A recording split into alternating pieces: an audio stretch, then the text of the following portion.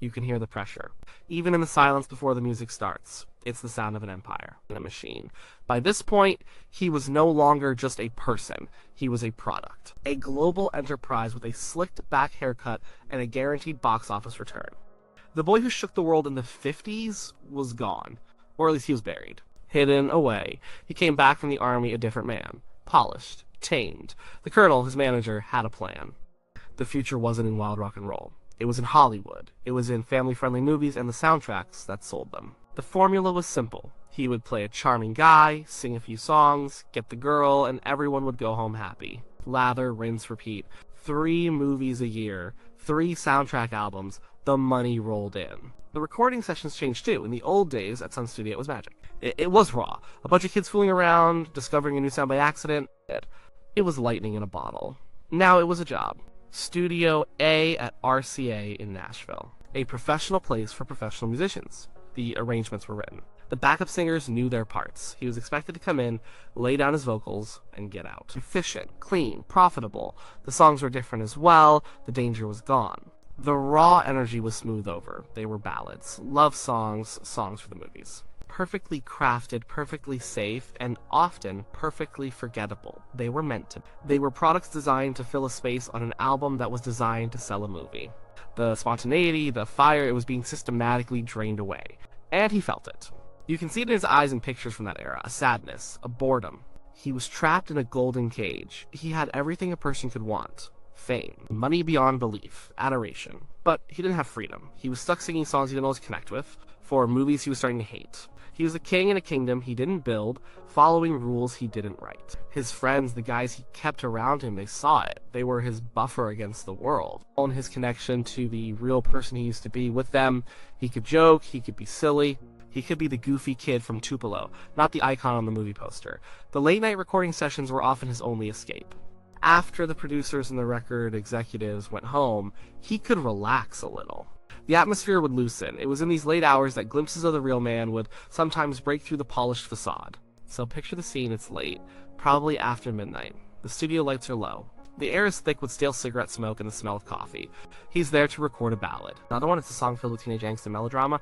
The story is a classic one. A guy's in love with a girl he can't have. Worse, she belongs to his best friend. It's supposed to be torture, heartbreak, a secret he has to carry. The lyrics are heavy, full of pain and longing.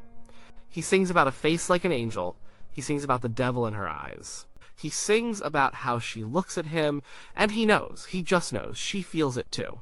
But she's with his friend, his best friend. It's a tragedy in 3 minutes. The music is serious, the backup singers are crooning softly, adding to the somber mood. Everything is set up for a classic, heartfelt performance, the kind that sells records, the kind the Colonel wanted.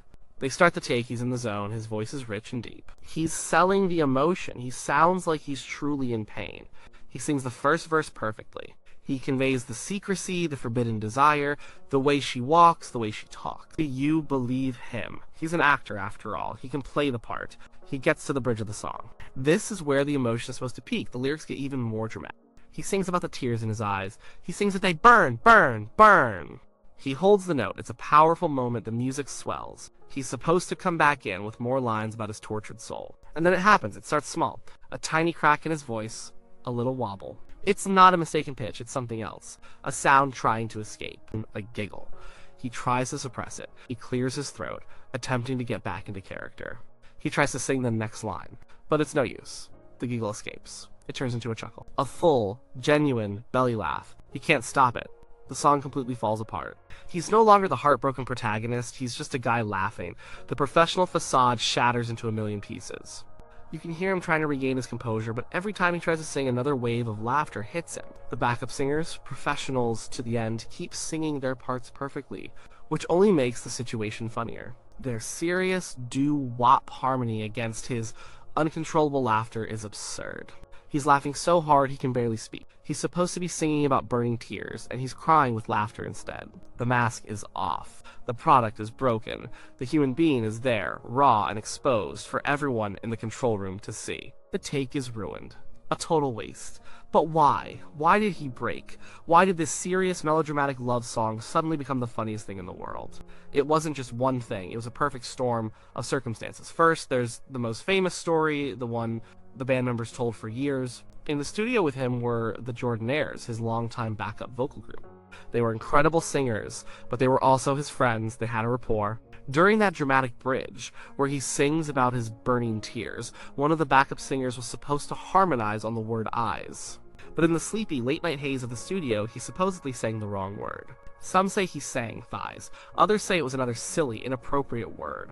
Imagine it, you are trying to be the world's most famous, heartbroken lover, as you are pouring all the emotion you can muster into a line about your eyes burning with tears. And behind you, a deep, resonant bass voice, instead of singing about your eyes, sings about something else entirely. It's a tiny thing, a stupid, childish joke. But in that moment, in that sterile, professional environment, it was a spark in a gas-filled room. Like, it was so unexpected, so out of place, that it broke the spell. The absurdity of it was too much to handle. The seriousness of the song became a joke. The carefully constructed drama collapsed. And he, the king, was the first one to laugh. He wasn't laughing at the song. He was laughing at the moment. The beautiful, stupid, human moment of a friend making a silly mistake at work. But it was more than just a single flubbed word.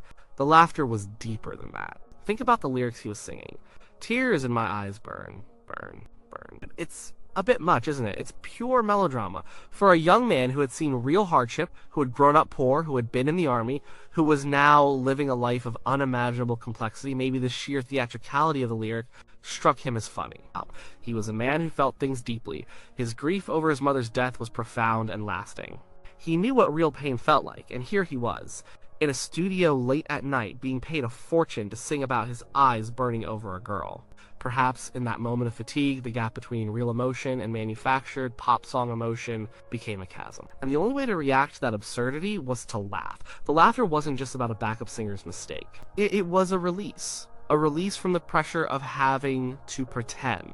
There's also the simple fact of exhaustion. Recording sessions could go on for hours and hours, often through the night. People get giddy when they're tired. Jokes become funnier. The smallest thing can set you off. It's a universal human experience. You're in a meeting, or a church, or a classroom, somewhere you're supposed to be serious, and you get the giggles. The more you try to stop, the worse it gets. The fact that you're not supposed to laugh makes it 10 times funnier. He was no different.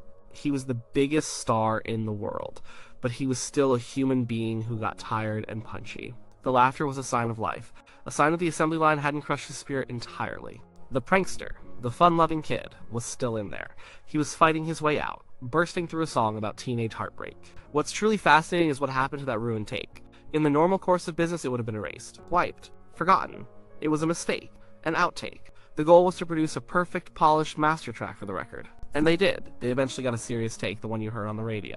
On that version, his voice doesn't crack. He sounds suitably heartbroken. The product was delivered. But someone thankfully decided to keep the laughing version. They put it in the tape archive. And for years, it was a hidden gem, a piece of folklore among hardcore fans and collectors. It was proof that the man was not a machine. When it was finally released to the public decades later, on a compilation of outtakes, it became a legend. Fans loved it more than the official version. Why? Because it was real. The polished version was Elvis Presley, the star. The laughing version was Elvis, the person. It was a moment of pure, unfiltered authenticity. In a career that was becoming increasingly managed and manufactured, this mistake was a breath of fresh air. It pulls back the curtain. We spend so much time looking at icons as if they are made of marble. We see the perfect photos, the perfect performances, the perfect sound.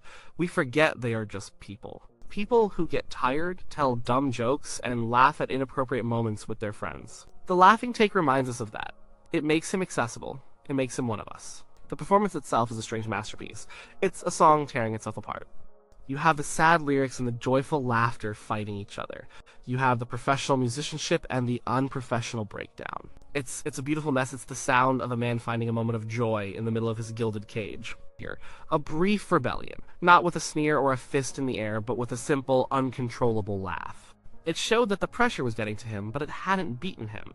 The sense of humor, the light that defined his early years, was still there. It just needed a crack to shine through. A silly word from a friend, the absurdity of a lyric, the fatigue of a long night.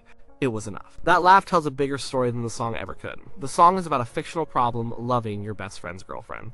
The laugh is about a real problem being the most famous person on earth and trying to stay sane. Trying to hold on to a piece of yourself when everyone else owns a piece. In the end, they got the take they needed. the serious one. It was a hit. It sold records. It did its job. But the broken one, the one with the laughter, is the one that endured. It's the one that tells us more about him. It reveals that even at the height of his fame, trapped in the Hollywood machine, the boy from Tupelo was still there. And every once in a while he had to laugh. The song was called Girl of My Best Friend.